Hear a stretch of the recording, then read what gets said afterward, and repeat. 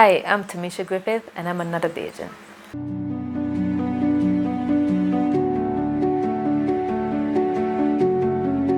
I am what the older generation refer to as a Josephine. I'm from St. Joseph, and growing up in St. Joseph was constant adventures, I should say. My brothers and my sister, we all used to run around. We pick coconuts, we roast breadfruit.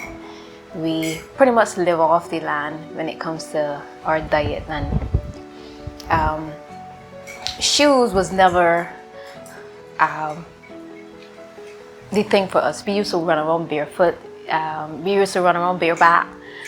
So it was fun growing up in St. Joseph. We didn't have televisions or the games that you see the kids playing now.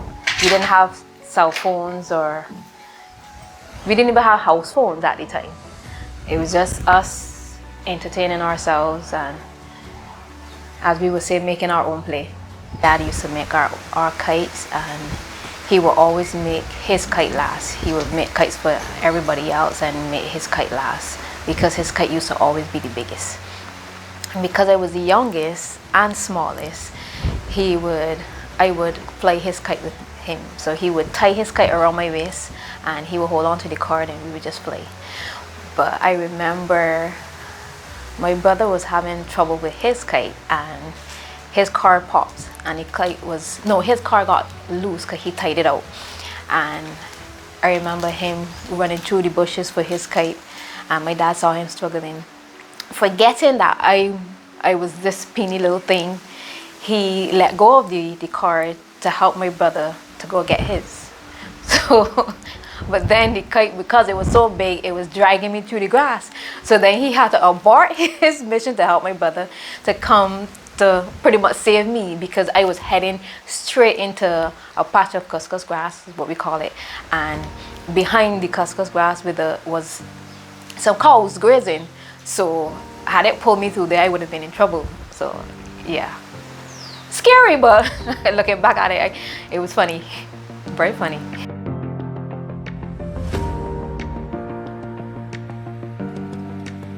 School was, I wouldn't say primary school was that memorable. It was kind of a blur.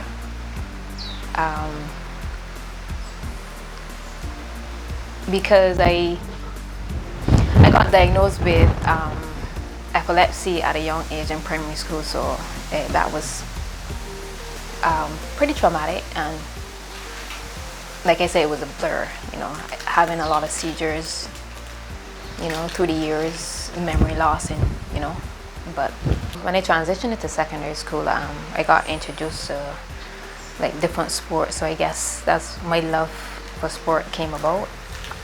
I played volleyball, I played netball, I did track and field, and my absolute love, I was introduced to badminton.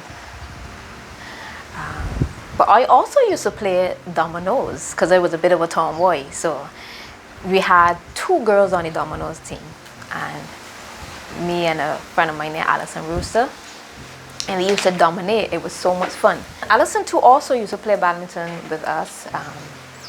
We started playing badminton at age 13, and within a year we were invited to train with the national team, and within 6 months we were on the national team and representing Barbados.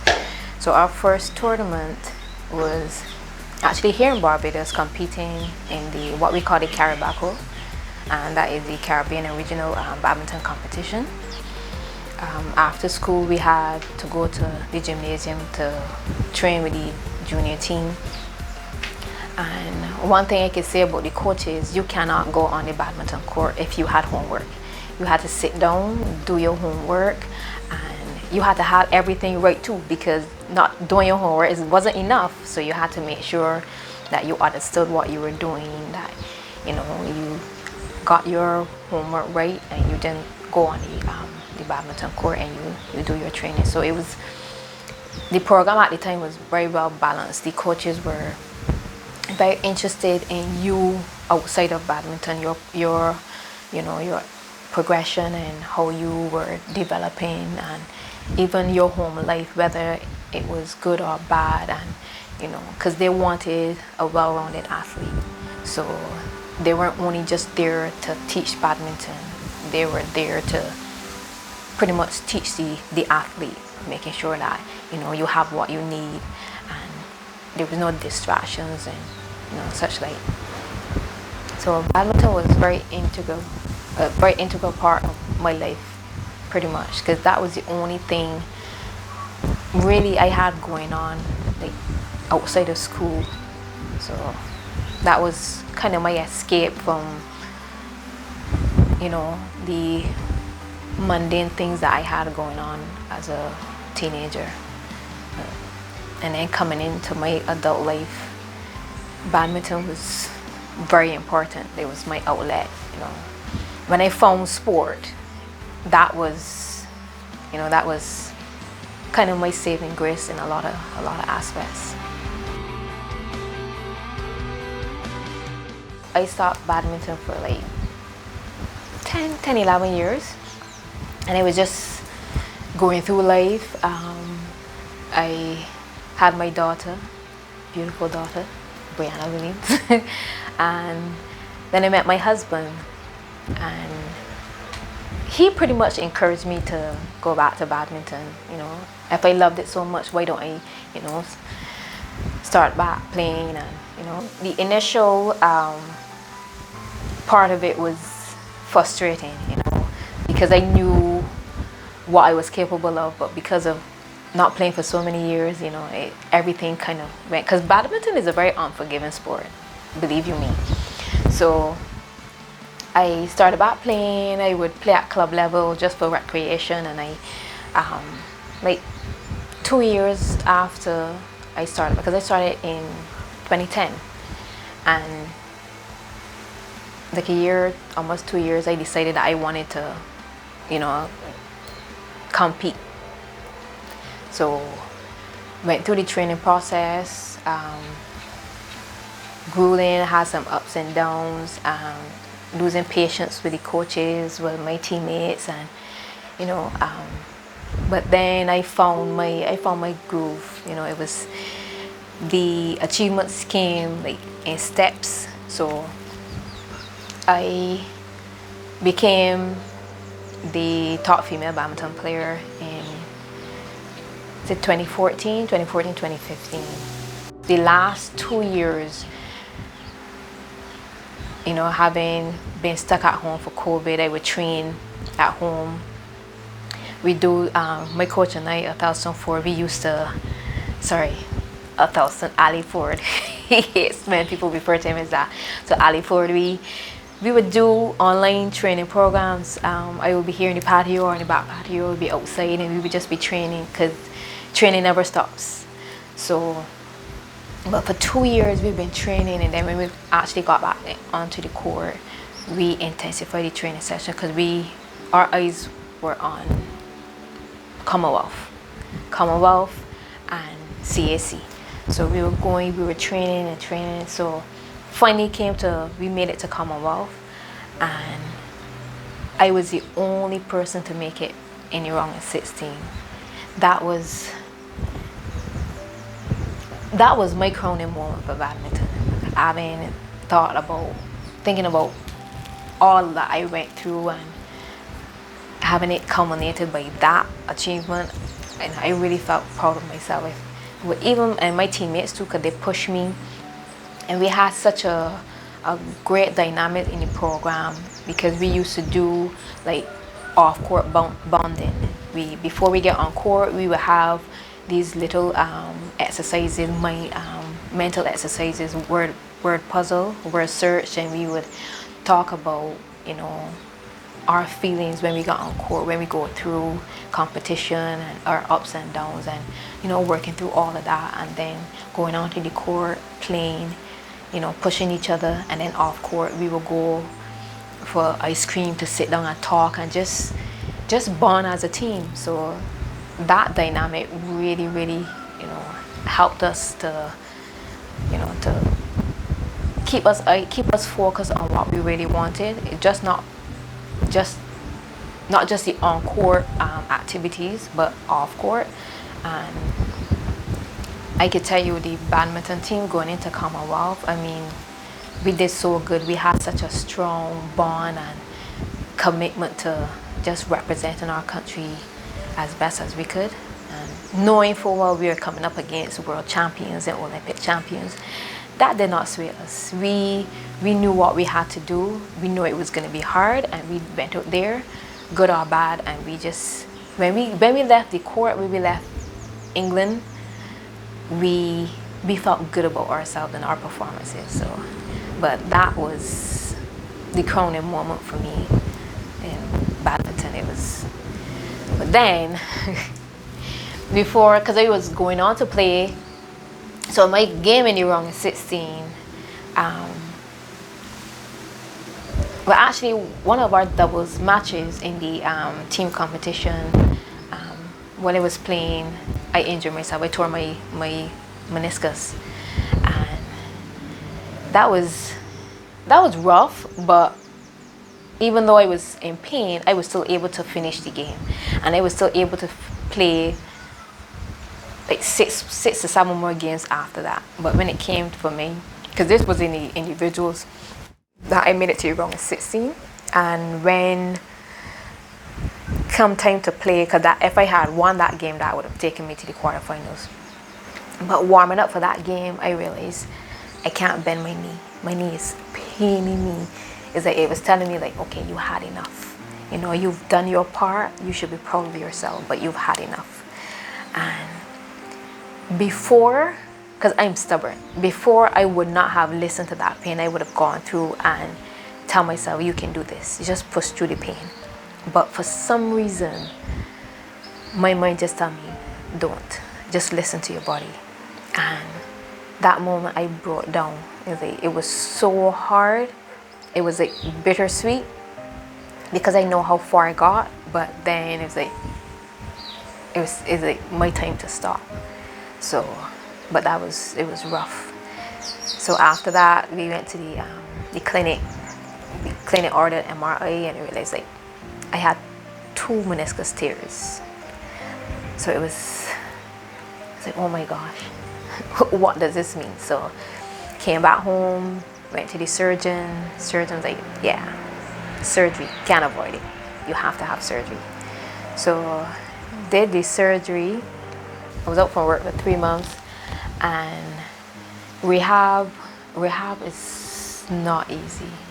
It is not easy, and especially with my mindset, like knowing where I was, to having like just know like up and doing training 5 days a week to pretty much nothing. So I just went through some mental turmoil in there, having to come to grips with, you know, what the situation is and just rebuild from there. So going back onto court after the surgery for the first time was hard. It was frustrating, you know, like I can't do this anymore. And like, do I really have to give up badminton now? After it plays such an integral part of my life, do I really have to give it up? And so we had our first nationals here in February, and I decided that, you know, I would compete, but only in mixed doubles and doubles. And then my doubles partner wasn't able to play.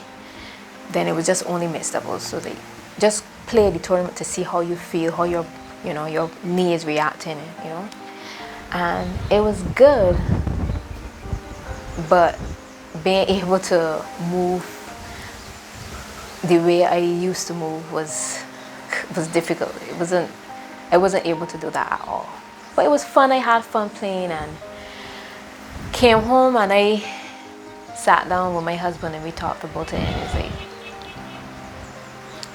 he didn't want to tell me, I didn't want to hear it, but he told me, you know, you have to sit down and think about this is really what you want to do, what you want to continue doing, if you can continue doing it.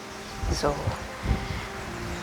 it just happened organically where I just, transition off court and just concentrate mainly on just rehab. So that's what I'm doing right now. Just getting the knee back to where, or almost back to where it was, because of the surgery. It was a lot of muscle atrophy, so having to just concentrate on building back those muscles and having the capacity to just concentrate on that and not anything else. So it's a long road, but as much as I love badminton, I can honestly say I don't miss it at the moment. So looking back, I should say that it wasn't as hard as I thought it would be. Not playing and just watching others play and enjoy it, and maybe I would get back there, or maybe I could just go into coaching or mentoring. Who knows? Possibilities are endless.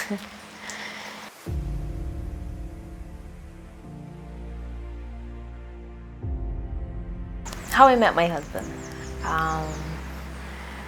I was working at the Ministry of Health, and at the time he was the executive director of the family planning and the Ministry of Health accounts department.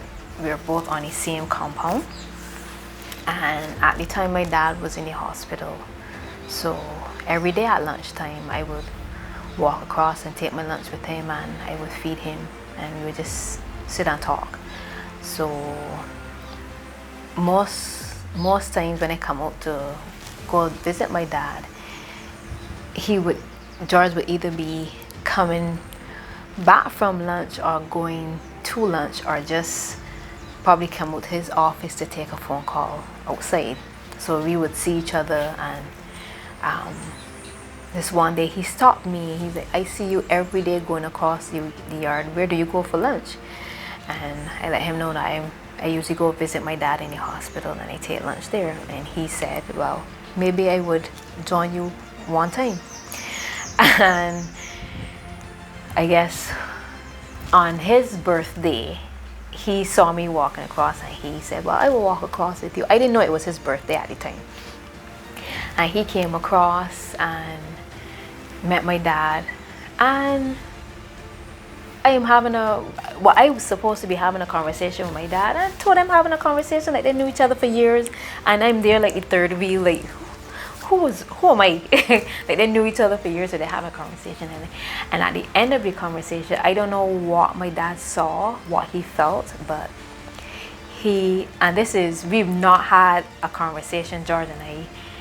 We've not had a date. The most we've talked was on the way to the hospital. And I don't know what my dad saw, like I said, but at the end of the conversation, he told him, I want you to take care of my daughter. And I was like, baffled, like, I don't know this man, what do you mean? So after that, he invited me to lunch, and we went to the yacht club. And it's then that he revealed to me that it was his birthday. And I was like, happy birthday. He's like, okay. And then you have the privilege of spending my birthday with me. It's like, oh, whoop-de-doo, good for me. So we had a conversation. We had a nice conversation. We were talking and laughing and enjoying lunch. And then he was like, oh, I'm at the stage of my life that, I want to settle down, and, he want to find somebody to share his life with, share the rest of his life with. And he asked me, he told me that he'd been watching me walk across the yard, and, I seemed interested, and he wanted to get to know me. And then after he told me that, he asked me to be his girlfriend. And I'm like, Okay, I don't know how you guys do it in your generation, but in mine, we go a couple times. And he was like, yeah, I know, but you can take me on. Those are his exact words. So I guess 14 years later, I guess I've taken him on. So yeah, and he had a unique way. He had a unique way of doing things, and he also had a unique way. He proposed to me in a unique way as well. He told me, he asked me, some men go down on their knees and ask, this whole speech, will you be my wife, and whatever. He's like, I would like for you to join me up the aisle. that is how he proposed to me. He's like, I get George, that is George's way. So yeah, so 4 years later.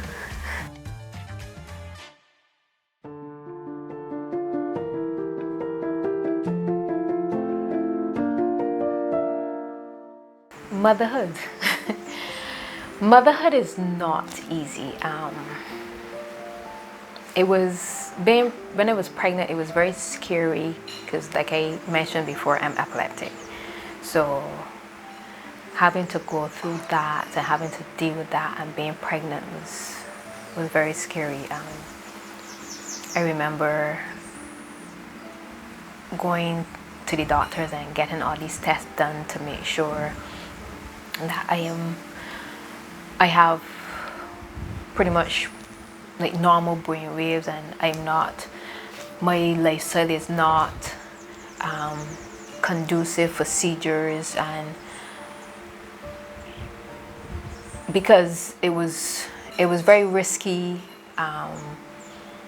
being epileptic and being pregnant and not on medication, because I'm still not on medication. I wasn't on medication when I was pregnant and prior to my pregnancy, so it was very risky, and to make sure that I don't have any seizures, make sure that I'm healthy to bring about a healthy pregnancy.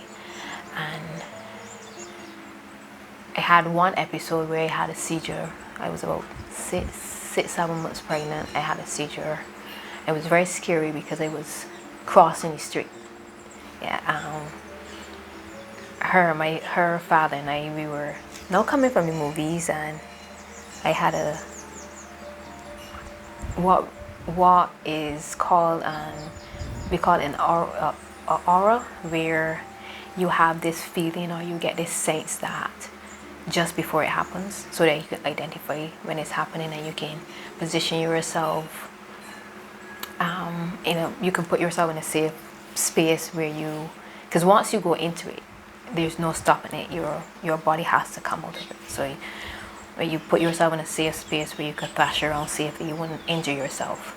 So, but that sense, that feeling came over me, and no, I didn't. I honestly, at the time, I was still learning what it felt like. So that there are times where I can recognize it, and there are times where it just happens, and thinking back about it, you can recognize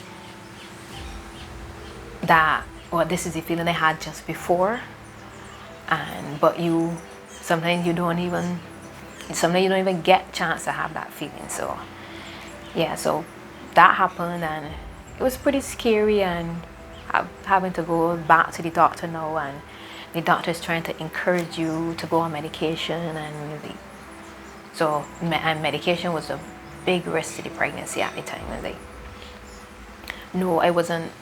I was adamant that I was not going on medication, even if I have to stay home and bed and not stress myself out and eat the way I'm supposed to eat, and but I am not. I was adamant that I was not going on medication. So, but when I went through all of that, I was the first and only during my pregnancy, and going through all of that, and I loved being pregnant. Outside of that scary part, I loved being pregnant. I would look at myself in the mirror every day. I would talk to my daughter. At the time, her cousin and her grandmother had nicknamed her Jen. So at the time, we didn't know she was a boy or a girl, because when we went for the ultrasound to determine the sex, the doctor said her feet was lap, so we couldn't tell her sex. And my co-workers, because I was working at the Warren's Polyclinic at the time, my co-workers would always say, your baby is a girl, she's a lady, she don't want anyone spying on her. So she would always say she's a lady, and so I always believed that she was a girl. And I wanted a boy, honestly, because I thought that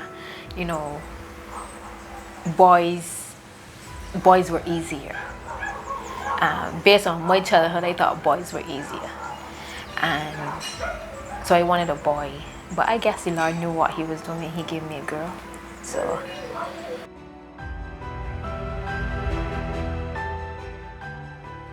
when I met her for the first time, I knew that I was going to love this child unconditionally.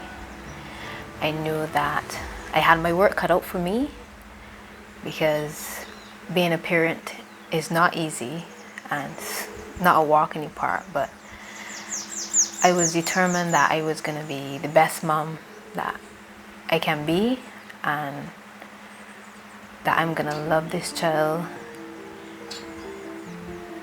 with my whole heart, and she will never know what it's like not to feel love. But my daughter, Brianna Tamaria Williams, some people say they had their soulmate, but they relate to their soulmate as their romantic partner. But I think she's my soulmate. My daughter is. She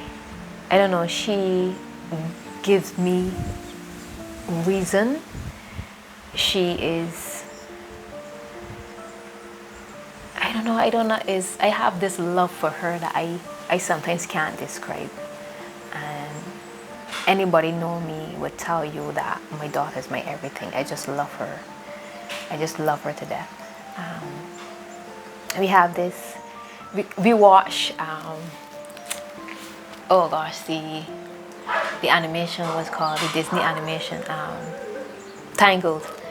And between her and her stepmother, or the lady that kidnapped her, they had this thing when she would tell her mom would tell her, I love you, and she would say, I love you more, and her mom would tell her, I love you most. That's me and Brianna. So she will always try to outdo me. So when she tells me that I tell her I love you most, and she's like, I love you most, that is not a word. She said, it's my word, so that's why I'm keeping it. So, or we would tell each other we love you to the moon and back. But I can say she's my reason for being.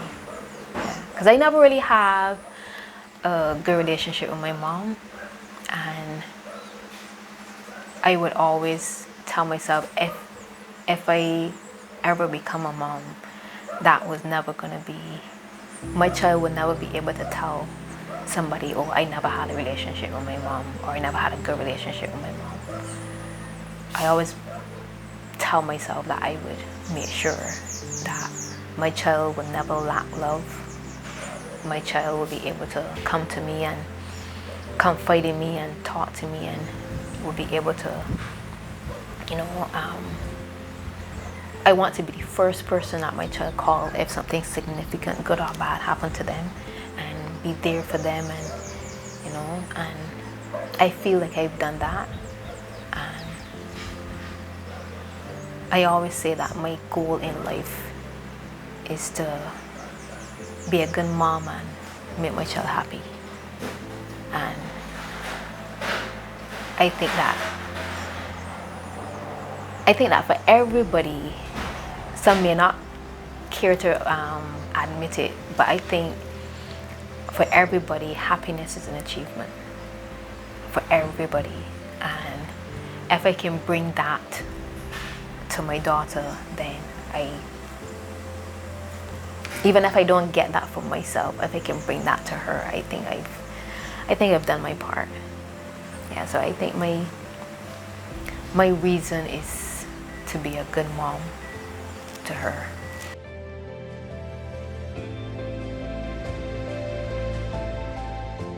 My name is Tamisha Griffith. I'm a mother, I'm a wife, I'm a sister, I'm an athlete, I'm a friend, and I'm just another Bajan.